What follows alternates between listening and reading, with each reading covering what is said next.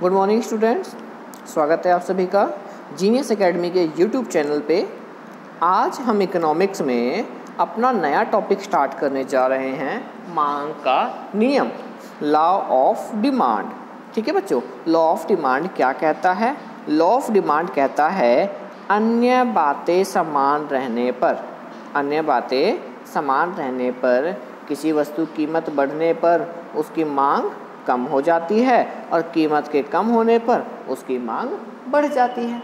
ठीक है, इसे ही हम क्या कहते हैं? मांग का नियम कहते हैं। यानी कि कीमत के कम होने पर मांग बढ़ रही है और कीमत के बढ़ने पर मांग कम हो रही है।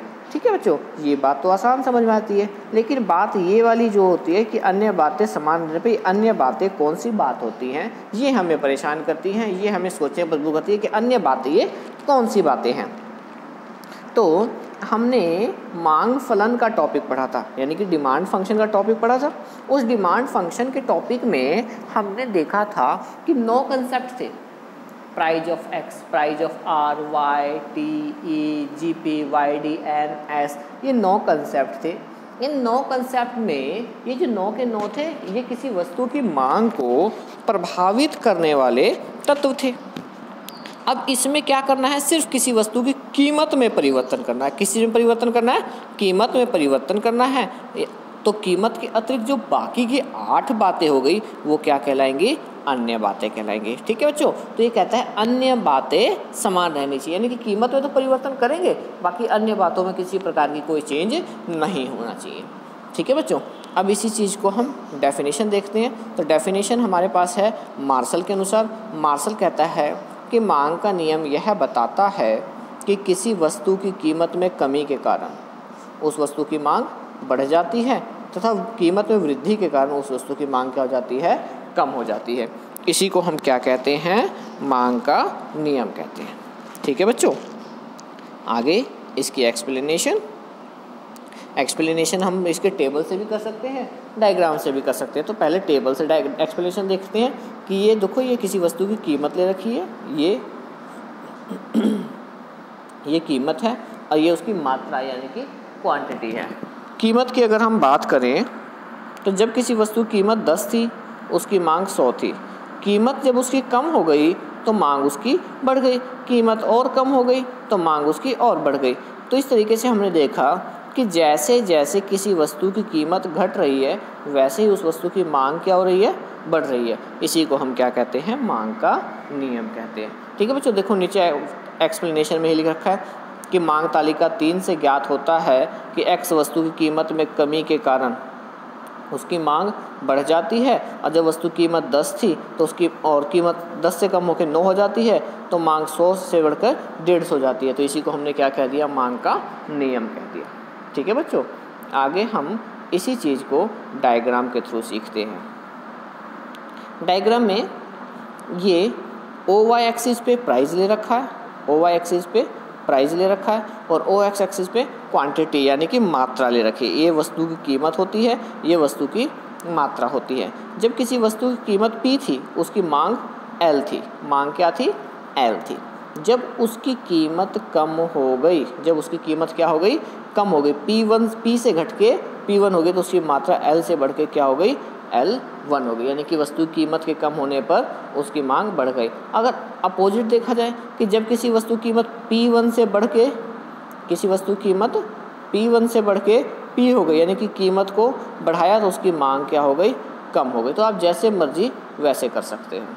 ठीक है बच्चों, इसका जो स्लोप होता है ये नेगेटिव स्लोप कहलाता है। ठीक है बच्चों, ये नेगेटिव स्लोप क्यों होता है इसकी एक्सप्लेनेशन हम आगे पढ़ेंगे। ठीक है, मांग के नियम की मान्यता है। तो मांग के नियम की मान्यता तो हम स्टार्टिंग में सुन चुके।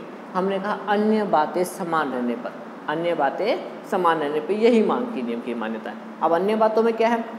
सिंपल सी बात है, हमने दूसरा पॉइंट क्या था वहाँ पे मांग फलन में? संबंधित वस्तु कीमत। तो हम लिखेंगे संबंधित वस्तु की कीमत में कोई परिवर्तन नहीं होना चाहिए।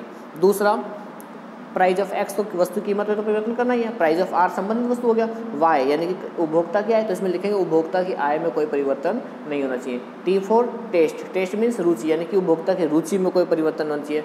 भविष्य की कीमत संभावनाओं में कोई परिवर्तन नहीं होना चाहिए। सरकार की नीति में कोई परिवर्तन नहीं होना चाहिए। जलवायु तथा मौसम में कोई परिवर्तन नहीं होना चाहिए। इसी प्रकार की हम सभी बातें इसके अंदर लिख सकते हैं। तो आप इसके अंदर चाहे तो बाकी के 8 सारे पॉइंट लिख सकते हैं मांग की नियम की मान्यताओं में।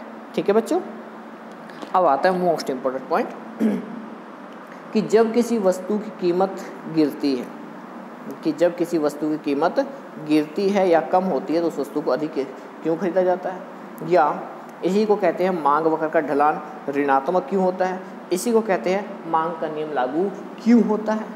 ठीक है, इसको अलग अलग नामों से एग्जाम्स में पूछा जाता है। पहला कि जब किसी वस्तु की कीमत गिरती है तो उसकी अधिक मात्रा क्यों खरीदे, नंबर 1 ये हो गया।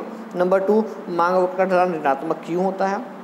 नंबर 3 कि किसी वस्तु पर मांग का नियम लागू क्यों होता है। तो तीनों पॉइंट 3 है, लेकिन तीनों का आंसर सेम रहेगा, तो इसी में हम पॉइंट पढ़ रहे हैं। सबसे पहला पॉइंट है घटती सीमांत उपयोगिता का नियम। घटती सीमांत उपयोगिता का नियम, ये घटती सीमांत उपयोगिता का नियम क्या कहता है।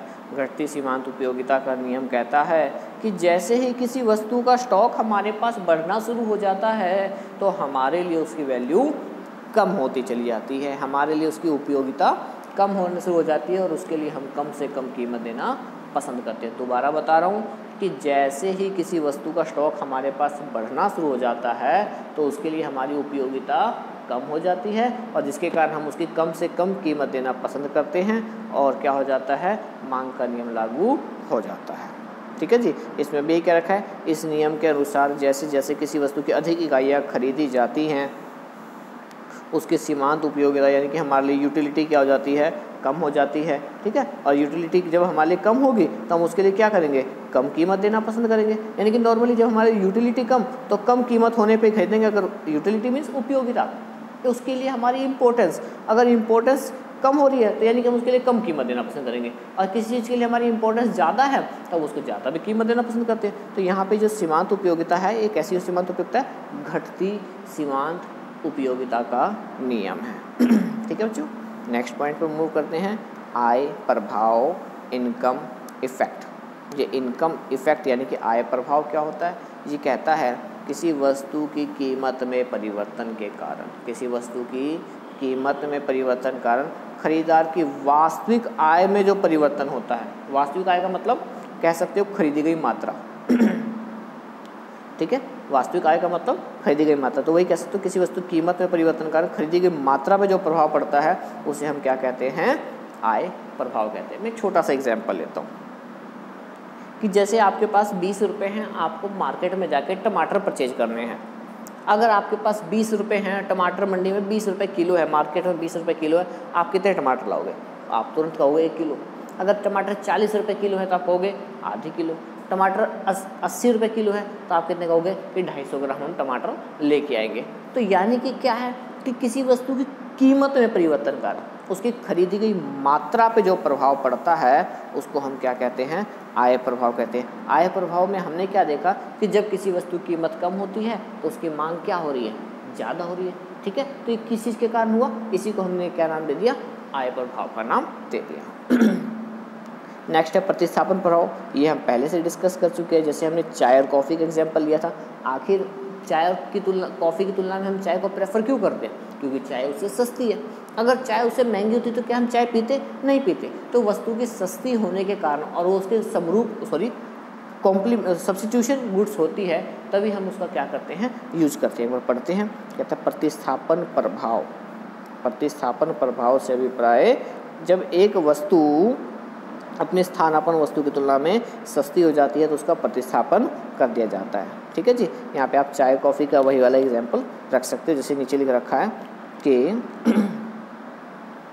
कि चाय की कीमत में कम होने पर कॉफ़ी के स्थान पर उसका प्रतिस्थापन किया जा सकता है, इसे ही हम क्या कहते हैं, प्रतिस्थापन कहेंगे। तो नॉर्मली जो चीज़ आपको सस्ती पड़ेगी वो आप उसको परचेज करोगे। ठीक है, बिकॉज ऑफ सब्स्टिट्यूशन इफेक्ट, इसी को हम क्या कहते हैं, सब्स्टिट्यूशन इफेक्ट कहते हैं, प्रतिस्थापन प्रभाव कहते हैं। आप इसमें चाय और कॉफ़ी का एग्जाम्पल जो हमने संबंधित वस्तु के इसमें पढ़ा था सेम टू सेम यूँ का यूँ लिख सकते हो, आपको कुछ नया लिखने की जरूरत नहीं है। नेक्स्ट पॉइंट, उपभोक्ता समूह का आकार। उपभोक्ता समूह का आकार का मतलब क्या होता है कि जब किसी वस्तु की कीमत कम होती है तो एक उपभोक्ता का खास समूह, खास ग्रुप उस वस्तु की ओर आकर्षित होता है। यानी कि जो उस वस्तु को पहले नहीं भी खरीद रहे थे वो भी उस वस्तु को खरीदने आना शुरू कर देते हैं।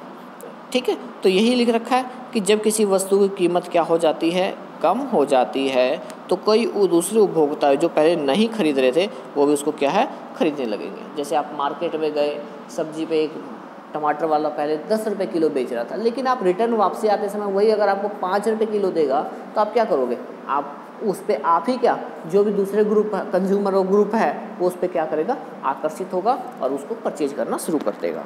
ठीक है बच्चों, नेक्स्ट है विभिन्न उपयोग, अल्टरनेटिव यूजेस। अल्टरनेटिव यूजेस यानी कि विभिन्न उपयोग का मतलब क्या है, इसको वैकल्पिक उपयोग भी कहते हैं। इसका मतलब है जब किसी वस्तु के एक से ज़्यादा उपयोग होते हैं, एक से ज़्यादा मीन्स विभिन्न उपयोग होते हैं, तो उसको हम क्या कहते हैं, अल्टरनेटिव यूजेस कहते हैं। जैसे इन्होंने चने का एग्जाम्पल ले रखा है कि चने का उपयोग मनुष्य के खाने के लिए और घोड़ों के खाने के लिए भी किया जाता है।